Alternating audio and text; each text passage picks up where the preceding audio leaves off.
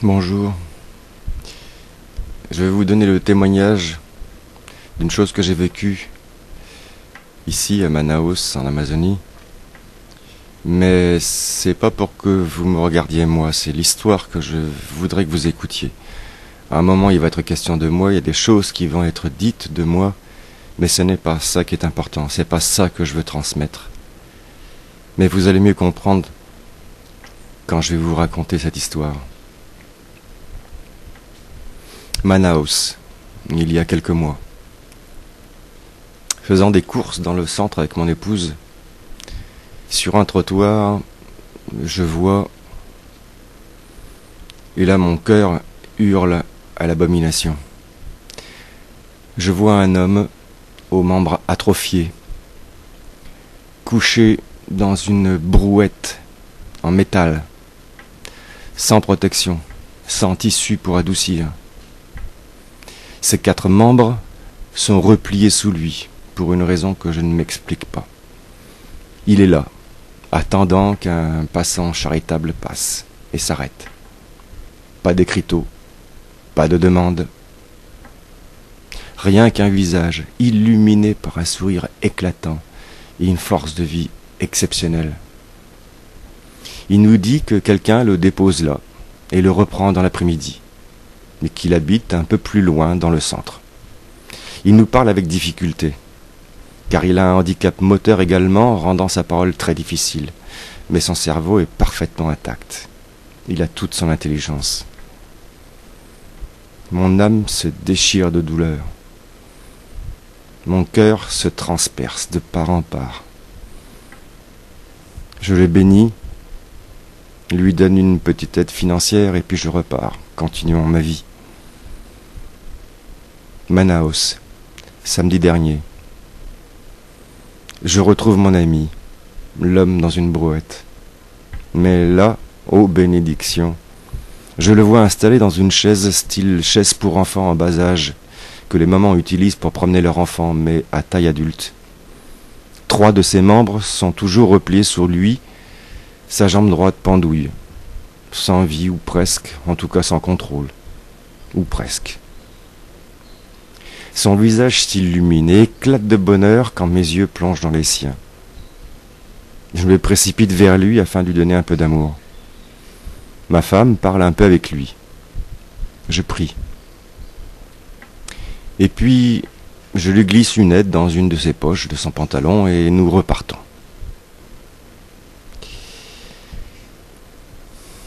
Une heure plus tard, ma femme me demande si je souhaite repasser voir mon ami avant de repartir. Mais je lui réponds bien entendu. Je le retrouve. Je me mets à genoux devant lui, prends son pied droit dans mes mains et je le masse. Ses doigts de pied se contorsionnent dans tous les sens, comme pour me tenir à son tour. Je prie.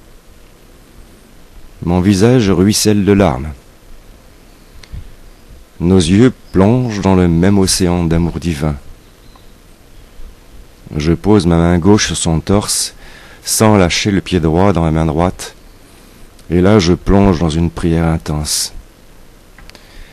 Jésus, ma foi n'est pas assez importante pour pouvoir dire à cet homme « Debout, lève-toi et marche au nom de Jésus ». Mais toi, il suffirait d'un mot et il serait guéri. Seigneur, envoie le Saint-Esprit sur cet homme et que le Saint-Esprit l'habite et lui donne sa paix et sa joie. À cet instant précis, je vois son visage se convulser, secouer de crispation, je vois ses yeux se révulser et ses paupières trembler intensément. Il est tombé en extase. Il prie. Oh mon Dieu, mon Dieu! Le visage tourné vers le ciel. Le ciel s'est ouvert pour lui. Il dit à mon épouse, j'ai des visions, Dieu me parle. Oh mon Dieu! Dites à votre mari que Dieu est avec lui. Pendant ce temps, je continuais de prier intensément, sans le regarder, le front posé sur ses genoux. Ces convulsions sont tellement intenses que je suis obligé de reculer un peu le front qui reçoit des chocs de plus en plus forts. Et je le regarde. Il me regarde. Il dit à mon épouse, vous savez, c'est tellement difficile de rencontrer un homme comme lui. Moi, je ne comprends pas ce qu'il dit, mais ma femme me fera le rapport dans la voiture un peu plus tard. Je me relève.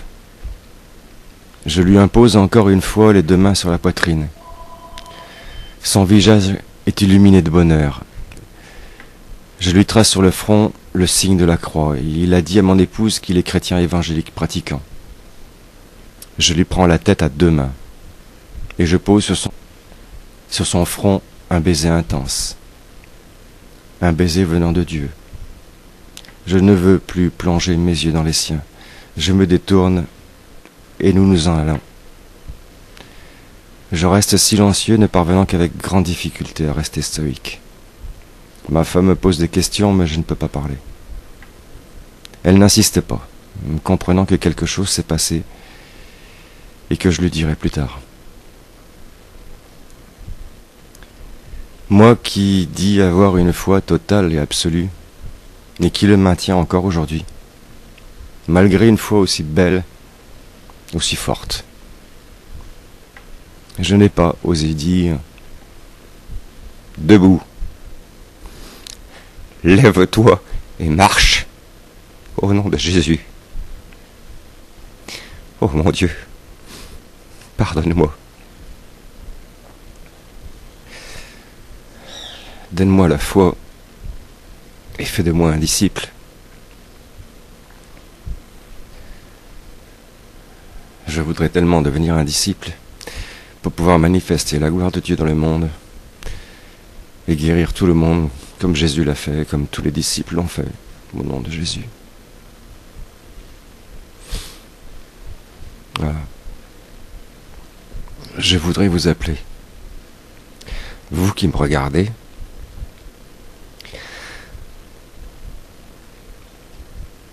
à aimer votre prochain, à lui donner de l'amour. L'argent, c'est important, oui, mais c'est pas ça le plus important.